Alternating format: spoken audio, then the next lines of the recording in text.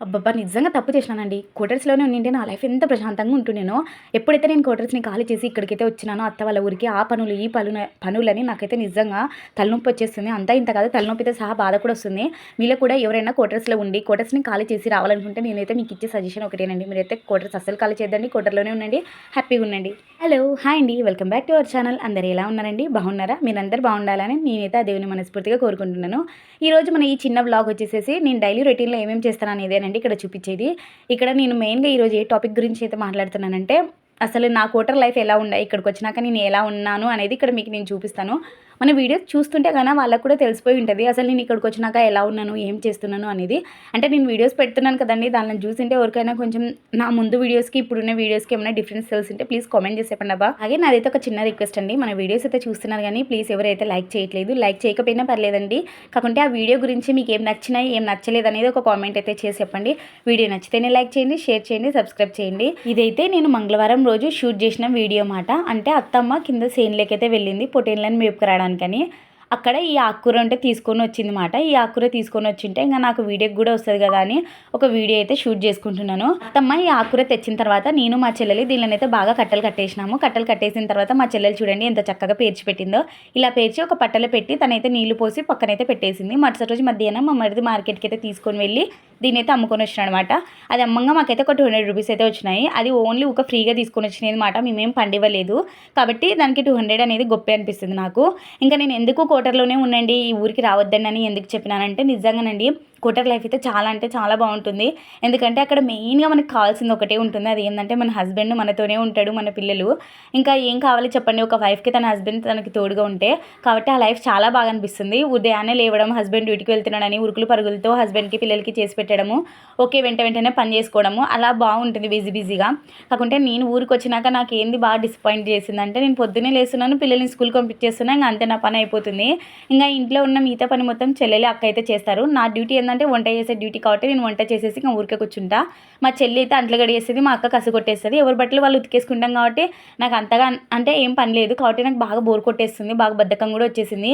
నాకు నిజం చెప్తున్నా క్వార్టర్ లైఫ్ అంటేనే చాలా అంటే చాలా బాగుంది, చాలా బాగా నచ్చింది. అక్కడికి వెళ్ళాలని ఉంది కానీ వెళ్ళలేను. ఏం చేస్తాం, నా తలరాతలు అలా రాసిపెట్టి ఉంది. కాకుంటే ఎన్నాళ్ళు లేండి ఈ కష్టాలు కొన్నాళ్ళే. కానీ మీలో ఎవరైనా క్వార్టర్స్లో ఉంటే కన్నా ఆ లైఫ్ని బాగా ఎంజాయ్ చేయండి అబ్బా. నేనేమనుకుంటుంటే ఇంతకుముందు క్వార్టర్లో ఉన్నప్పుడు అరే నైనా ఇదేం జీవితంలోనైనా నిజంగా ఇంటికి వెళ్తే ఏదో ఒక పని చేసుకోవచ్చు, ఇంటి దగ్గర అమ్మ వాళ్ళు ఉంటారు, అందరూ ఉంటారు, అత్తమ్మ వాళ్ళు అని అనుకుంటుంటే నిజం చెప్తున్నా ఇక్కడ ఎంతమంది ఉన్నా హస్బెండ్ లేని లోటు ఎవరూ తీర్చలేరు. ఎందుకంటే పిల్లలకి ఏదైనా కావాలంటే సడన్గా తీసుకొని వచ్చేది వాళ్ళ నాన్న మాత్రమే. ఎవరు తీసుకొని వస్తారు చెప్పండి. కాబట్టి అందుకే నేను దాన్ని అయితే మిస్ అవుతున్నాను. మీరు ఎవరైనా క్వార్టర్ని ఖాళీ చేయాలనుకుంటే ప్లీజ్ అండి ఎవరు ఖాళీ చేయొద్దండి. మీరు అక్కడే ఉండండి, హ్యాపీగా ఉండండి. అలా ఆకుకూర కట్టడం అయిపోయిన తర్వాత నేనైతే టీ పెట్టేసిన అనమాట. ఇంకా టీ పెట్టిన తర్వాత పిన్ని వచ్చింది, పెద్ద పిన్నికి టీ. అందరికీ ఇంట్లో టీ అయితే చెల్లెలు ఆల్రెడీ పోసి ఇచ్చేసింది. నేను కూడా నా టీ అయితే తెచ్చుకొని ఇక్కడ కూర్చొని తాగుతున్నాను. ఇంకా అంతలోనే వర్షం కూడా పడుతుంది అనమాట. అలా ఈవినింగ్ టైము మంచి వర్షం పడుతుంటే ఛాయ్ తాగుతుంటే దాంట్లో ఉండే మజానే వేరు. మా ఇంట్లో చూడండి పిల్లలు ఒకరి తర్వాత ఒకరు ఇలా అల్లరి చేస్తూనే ఉంటారు. మా చిన్నోడైతే ఏడుస్తున్నాడు, నేనైతే ఇక్కడ టీ తాగుతున్నా. పిల్లలు స్కూల్ నుంచి అయితే వచ్చేసినారు.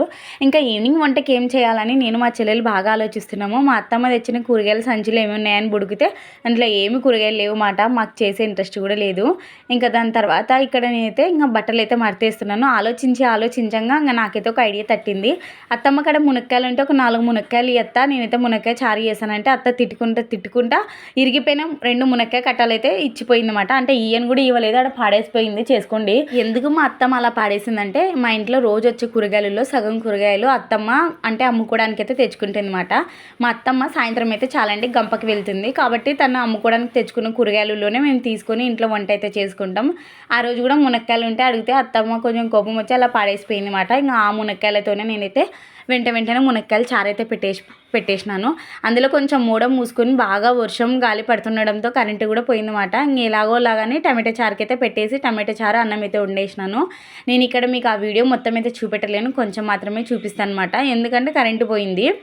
డైలీ స్కూల్ నుంచి ఇంటికి వచ్చేపాటికి ఈవినింగ్ టైం ఏదో ఒకటి స్నాక్ అయితే చేసి పెడతామండి. కాకుంటే ఈరోజు ఏం లేదు మాట ఇంట్లో.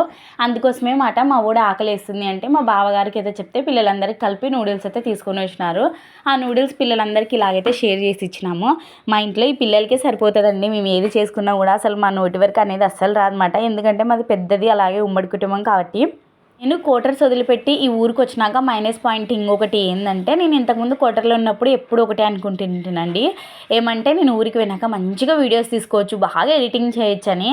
కాకుంటే అది నాకు అంతా ఉల్టా పల్టా అయిపోయింది. ఇక్కడికి వచ్చి వీడియోస్ తీసుకోలేకున్నాను, అవి ఎడిటింగ్ చేసి అప్లోడ్ చేయలేకున్నాను అనమాట. ఎందుకో ఏం కథనోనండి, అక్కడ ఉన్నంత ఇంట్రెస్ట్ ఇక్కడ అస్సలు రావట్లేదు. నేను చాలా ట్రై చేస్తున్నా వీడియోస్ బాగా షూట్ చేసుకుని అలా బాగా పెట్టాలని. కాకుంటే మా ఇంట్లో లైటింగ్ తక్కువ వల్లనేమో అక్కడ కొంచెం వీడియోస్ బాగా క్లారిటీ ఉండేటివి, ఇక్కడైతే కొంచెం క్లారిటీ అయితే తగ్గినాయి. దానివల్ల నాకు ఇంట్రెస్ట్ అనేది అస్సలు రావట్లేదు అనమాట. ఇంకా ఇప్పటి నుంచి ఎలాగైనా వీడియోస్ క్లారిటీ ఉన్నా లేకపోయినా నా వంతు ప్రయత్నంగా ఏదైనా ఒక మంచి వీడియో కానీ, తీసిన వీడియో ఏదైనా కానీ బాగా మంచిగా మీ ముందుకు తీసుకురావడానికి అయితే ట్రై చేస్తాను. అందుకేనండి నేను ఇక్కడికి వచ్చిన తర్వాత బాగా ఫీల్ అయిపోతున్నా, క్వార్టర్లో ఉంటేనే బాగుంటుండే, నాకు వీడియోస్ మంచిగా పెట్టుకుంటుంటే ఛానల్ నాది ఈ పాటికల్లా మోనిటైజేషన్ అయిపోయేదని అందుకే ఫీల్ అవుతున్నాను అనమాట. అంటే మన ఛానల్ స్టార్ట్ చేసి దగ్గర 2 years అయిపోయింది. అయినా ఇప్పటివరకు మనకి వాచ్ ఎవర్ రాలేదు, మన ఛానల్ మోనిటైజేషన్ అయితే కాలేదు. ప్లీజ్ అండి, నాదైతే ఒక చిన్న రిక్వెస్ట్ అండి, నా ఛానల్ అంటే మన ఛానల్ మోనిటైజేషన్కి ప్లీజ్ మీరందరూ కొంచెం నాకు హెల్ప్ చేస్తారని కోరుకుంటున్నాను. హెల్ప్ అంటే ఏం లేదండి, మన వీడియోని ఎండ్ వరకు అయితే చూస్తే చాలు, వాచ్ ఎవర్ అయితే వచ్చేస్తుంది. ఇంకా మన వీడియో నచ్చితే లైక్ చేస్తే చాలండి. సరే కానీ ఇంకా టాపిక్ ఎక్కడికో వెళ్ళిపోతుంది. ఏదో చెప్దాం అనుకుంటున్నాను, అలాగే నడుస్తుంది. ఇక్కడ మునక్కాయ చారు అయితే చేస్తున్నాను అన్నాను కదా, మునక్కాయలన్నీ తాలింపు అయితే పెట్టేసినానండి. తాలింపు పెట్టేసినాక ఈ టమాటా రసం అయితే దాంట్లో పోసి ఉడుకుతున్నప్పుడు ఉప్పు, కారం, పసుపు, మసాలాలు అన్నీ అయితే వేస్తాను. మసాలాలు అంటే ఏం లేదండి, జస్ట్ నేను ఎల్లిపాయలు దంచేస్తా, కొత్తిమీర మాత్రమే వేస్తాను అనమాట. ఇంకా బాగా ఉడికిన తర్వాత దించేస్తానండి. ఇంకా మన చారు అయితే రెడీ అయిపోతుంది అనమాట. ఇంకా ఈ వీడియోని ఇంతవరకు చూసినందుకు చాలా అంటే చాలా థ్యాంక్స్ అండి. మన ఛానల్ని ఎవరైనా సబ్స్క్రైబ్ చేసుకోకుంటే చేసుకోండి. మన వీడియోస్ నచ్చితేనే లైక్ చేయండి, కామెంట్ చేయండి. ఇంకొక మంచి వీడియోతో అయితే మేము ముందుకు వస్తానండి. By all.